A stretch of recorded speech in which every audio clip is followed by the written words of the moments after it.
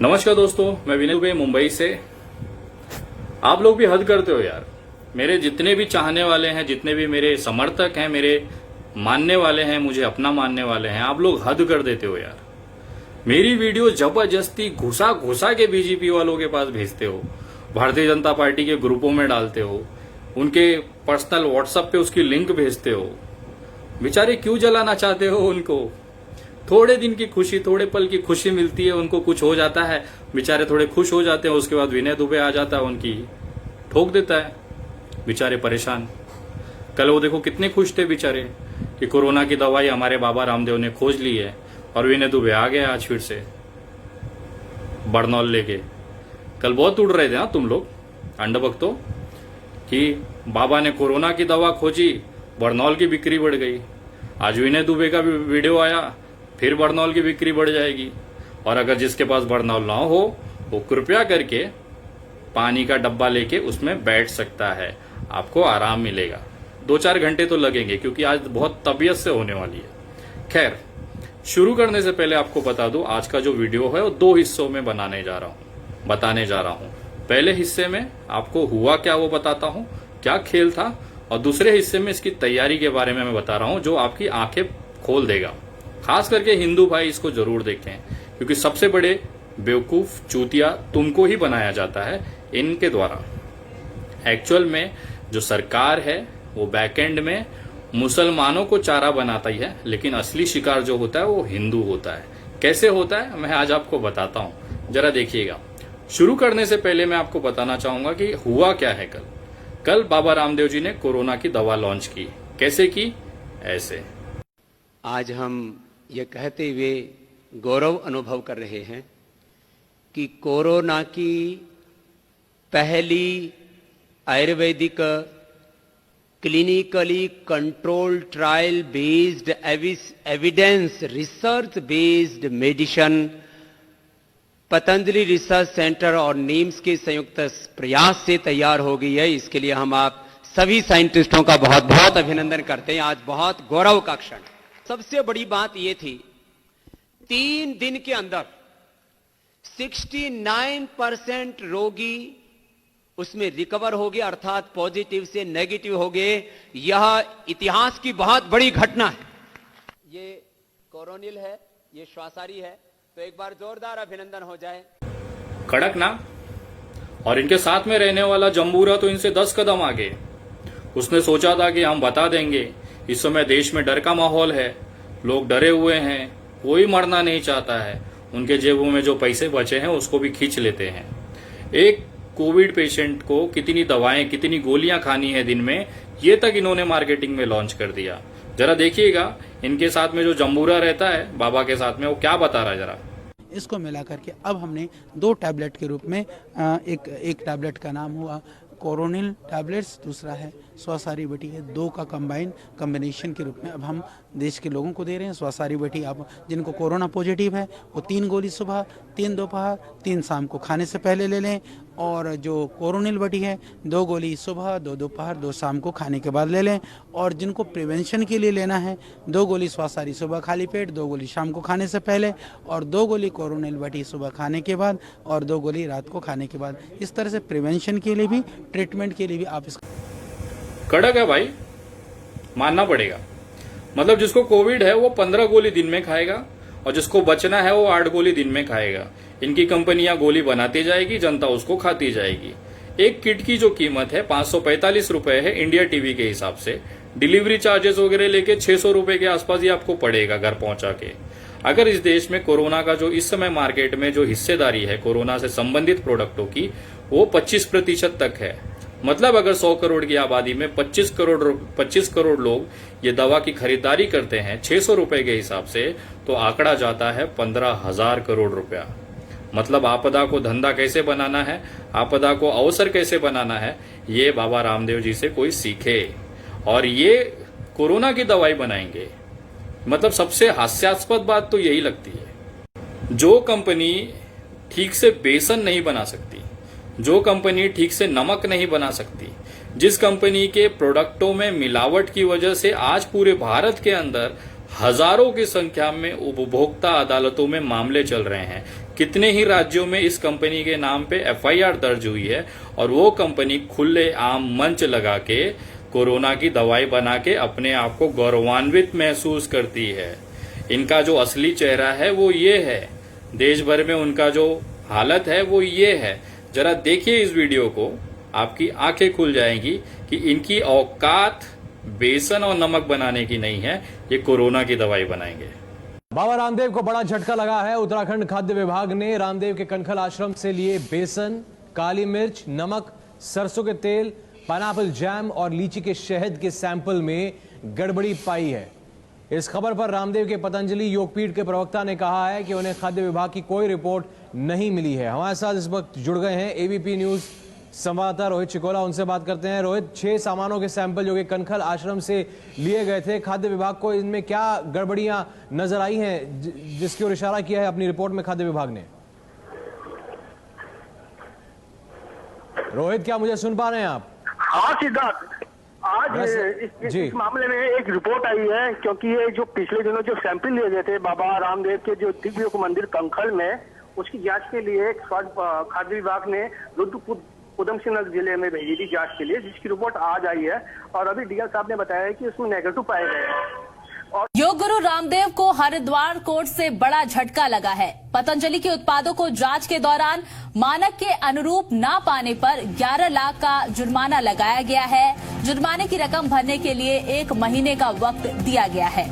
आपको एक तरफ बाबा रामदेव पतंजलि के प्रोडक्ट को बाजार में जोर शोर से उतारकर संस्थान को आगे बढ़ाने में लगे हैं, वहीं उत्तराखंड सरकार रामदेव और उनकी दिव्य योग फार्मेसी पर शिकंजा कसने की तैयारी कर रही है।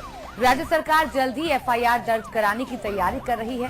आपको बता दें कि केंद्र सरकार ने पुत्र जीवक बीज दवाई पर सवाल उठने पर राज्य सरकार को जांच करने के निर्देश दिए थे, जिसकी जांच राज्य सरकार ने 3 सदस्यीय कमेटी से करवाई, जिसमें जांच के बाद गड़बड़ी की पुष्टि हुई थी। वहीं विधि और न्याय विभाग के परामर्श के बाद मामला सीएम के पास पहुंच गया था। सीएम ने भी इस मामले में एफआईआर दर्ज करने की मंजूरी दे दी है। वहीं इस मामले को लेकर ये हालत है इनकी, और ये दावा करते हैं कि इस दवाई से 69% लोगों को हमने ठीक कर लिया, वो बच गए।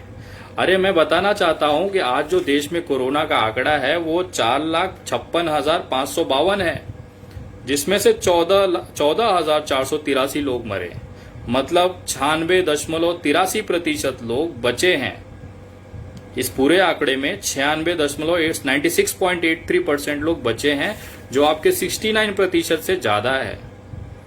आप और ये ऐसे लोग हैं, 96% ऐसे लोग हैं जिन्होंने आपकी दवा नहीं खाई, बिना आपकी दवा खाए ये लोग जिंदा हैं, और आप दावा करते हैं कि हमने कोरोना की दवाई बनाई और वो लोग बच रहे हैं। मैं आपको बताना चाहता हूं कि एक छोटी सी वीडियो है जिसमें कि इनकी पूरी पोल खोली गई है। न इनके पास कोई सरकारी दस्तावेज है, न इन्होंने ट्रायल की कोई जानकारी सरकार को दी है, न इनके पास कोई वैध लाइसेंस है इस दवा का। उसके बावजूद किस तरह से ये लोगों के स्वास्थ्य के साथ, उसके जान के साथ खेल रहे हैं, केवल कुछ पैसों के लालच में।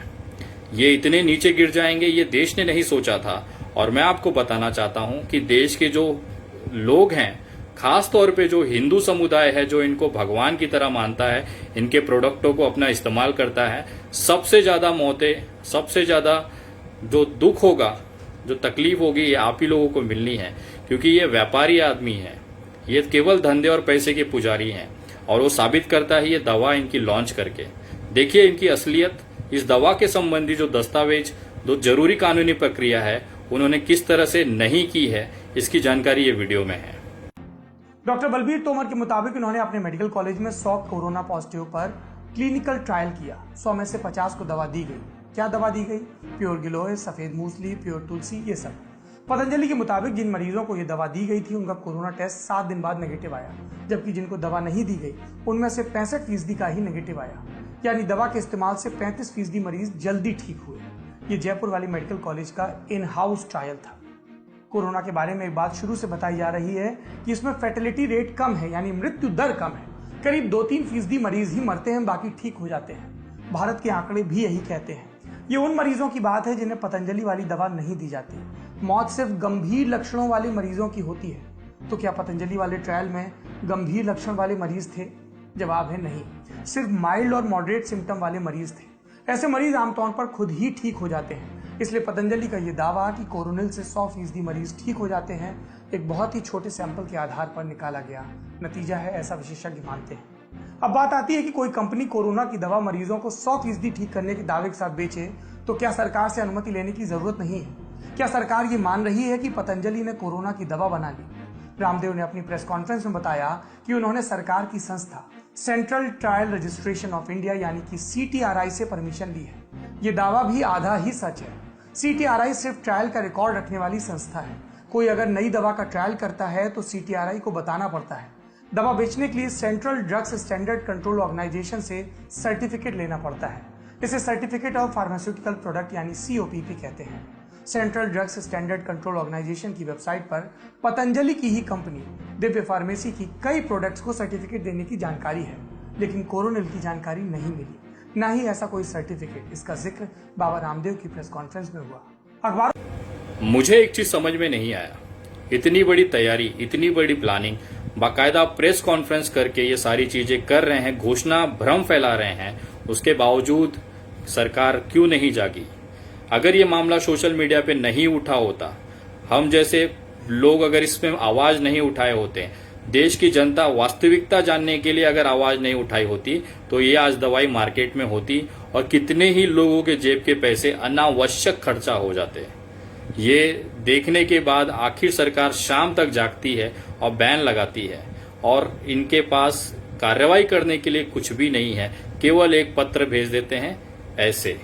ट्रायल के आधार पर यह कह देना कि इससे 100% मरीज ठीक हो जाते हैं, ये एक तरह की जल्दबाजी लगती है विशेषज्ञों को। और अगर ये इतनी ही बड़ी कामयाबी है तो Indian council of medical research इस कामयाबी का जश्न क्यों नहीं मना रहा?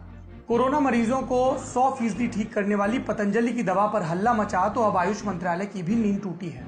एक बयान जारी कर आयुष मंत्रालय ने कहा कि हमें पतंजलि वाली दवा या उससे जुड़ी रिसर्च की कोई जानकारी नहीं है।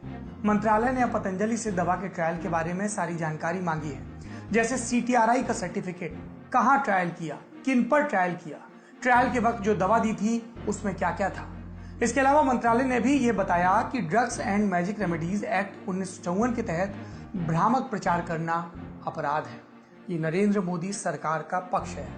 कोई गलत जानकारी देकर दवा बेचे तो उस पर कार्रवाई के लिए हमारे देश में कानून है, इन पर नजर रखने के लिए संस्थाएं हैं। अगर भ्रामक दावों के साथ कोरोना की भी दवा बेची जा रही है तो कार्रवाई होनी चाहिए, और यदि दवा दुरुस्त है तो पूरे देश और दुनिया को इसका लाभ मिलना चाहिए। सब मिले हुए हैं, केवल जनता का खून चूसना है इन सबको मिलके, क्योंकि कद्दू कटेगा तो सब में बटेगा। बाबा जी की दवाई मार्केट में आएगी तो पैसा पब्लिक भरेगी, ऐसे ना पैसा निकले तो वैसे निकाला जाए, डर के नाम पे निकाला जाए, बचने के नाम पे निकाला जाए, न मरे इसके लिए निकाला जाए, लेकिन पैसे आपसे निकाले जाएंगे चाहे जैसे। यही हालत देश में है और इसकी तैयारी अब जो मैं आपको बताने जा रहा हूं वो बहुत ही भयंकर है। खास तौर पे हिंदू समुदाय को ये समझना पड़ेगा कि इसकी जो तैयारी है वो पिछले 4-5 महीनों से की जा रही थी। आपको मैं बताना चाहता हूं, जिस तरह से हिंदू संतों को, हिंदू कथावाचकों को, हिंदू साधु साध्वी को सोशल मीडिया पे इनके IT सेल के द्वारा, इनके लोगों के द्वारा उनको गालियां दी जा रही थी, उनका बहिष्कार किया जा रहा था। आप लोगों ने देखा होगा, बहुत सारी कथावाचक है जिसका कनेक्शन मुसलमान के साथ है, जिन्होंने गलत शब्द कहा उनका बहिष्कार करो, उनको गालियां दी जा रही थी। वीडियोस बना के, मैसेजेस के जरिए, फेसबुक पे पोस्ट डाल के उनको बहिष्कृत करने की एक तैयारी, एक मुहिम चलाई जा रही थी। ये कहीं न कहीं इसके लिए चलाई जा रही थी कि कल को जब बाबा रामदेव अपने प्रोडक्ट को लॉन्च करे तो ये साधु संत अगर उसका विरोध करें तो कोई उनकी बातों को ना सुने, कोई उनकी बातों को गंभीरता से ना ले। ये तैयारी में ये उसकी पूरी तैयारी की जा रही थी कि जितने भी भारत में साधु संत हैं या कथावाचक हैं या साध्वी हैं, उनको उस कदार, उस छोटे से उस समाज से एकदम काट दिया जाए कि वो हकीकत भी बताएं तो लोग उसे गंभीरता से न लें, उसको सच न माने। ये व्यापारी दिमाग बाबा रामदेव जी ने लगाया और कहीं न कहीं उनको लगा था कि हम ये इस तरह से लॉन्च करेंगे, कुछ पैसे का लालच सरकार को देंगे और ये कामयाब हो जाएगा। 15,000, 20,000, 25,000 करोड़ रुपए का धंधा कर लेंगे कोरोना के नाम पे।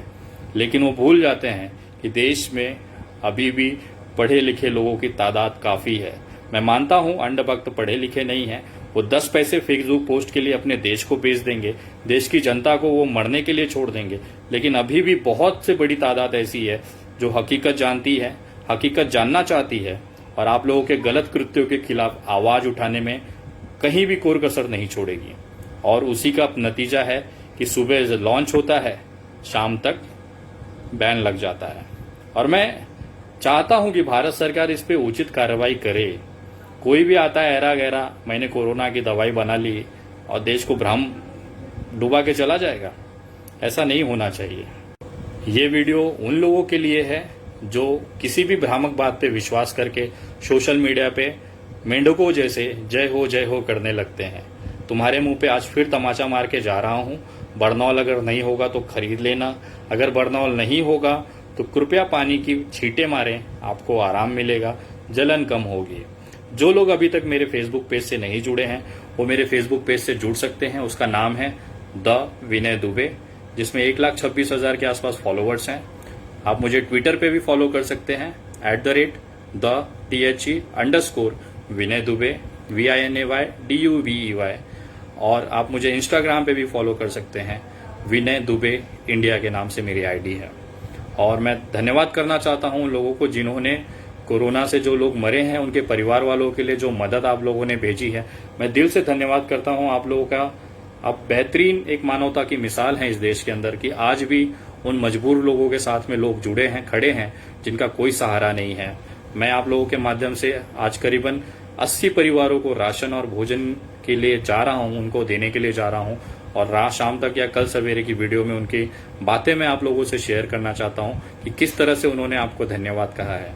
और अभी भी जो लोग मदद करना चाहते हैं वो पेटीएम, गूगल पे और फोन पे के माध्यम से, यूपीआई के ट्रांसफर के माध्यम से आप भेज सकते हैं। और ये पैसे उन लोगों के राशन, उनके स्वास्थ्य सुविधाएं, उनको मदद के लिए दिया जाएगा। पेटीएम, गूगल पे, यूपीआई ट्रांसफर और फोन पे एक ही नंबर है 9594394948। मैं नंबर वापस कहता हूं 9594394948। आप इस पे भेज सकते हैं। यूपीआई के लिए लास्ट में @UPI जोड़ लीजिएगा। आप तमाम लोगों का मैं धन्यवाद करता हूं, इस मुश्किल घड़ी में आप लोगों ने साथ दिया। और ये वीडियो को ज्यादा से ज्यादा लोगों तक पहुंचाएं कि लाला रामदेव, बाबा रामदेव किस तरह से देश को लूट रहा है, किस तरह से वो गंदे प्रोडक्ट बना के पब्लिक को बेवकूफ बना रहा है और जनता बन रही है। मैं तमाम लोगों से निवेदन करता हूं कि अगर आपके आसपास अगर आप समझते हैं तो इस कृत्य के ऊपर आप लोकल पुलिस स्टेशन में कंप्लेन दर्ज कराएं। मैं अगले कुछ दिनों में इस तरह की जो कोरोना की भ्रामक जानकारी फैला के देश को गुमराह किया, अफवाह फैलाई, उसको लेके कानूनी प्रक्रिया के माध्यम से बाबा रामदेव के ऊपर FIR दर्ज करने का प्रयास करूंगा। जय हिंद, जय महाराष्ट्र।